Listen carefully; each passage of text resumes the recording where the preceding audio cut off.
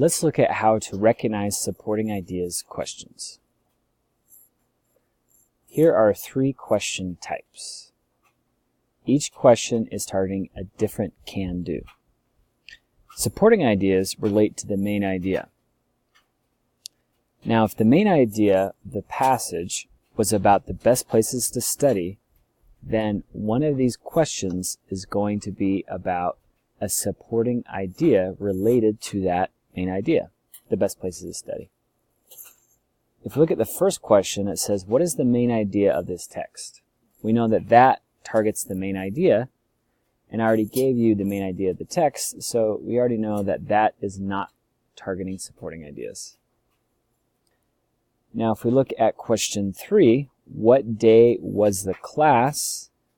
Maybe in the passage there was a particular part about classes or types of classes that's related to study, and that is a specific detail that is not directly related to the main idea, and so that would be just a specific detail.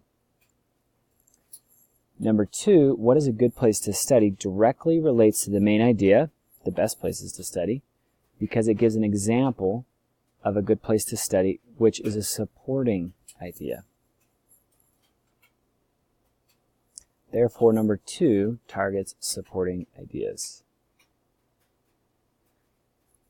And the main idea is directly related to the supporting idea.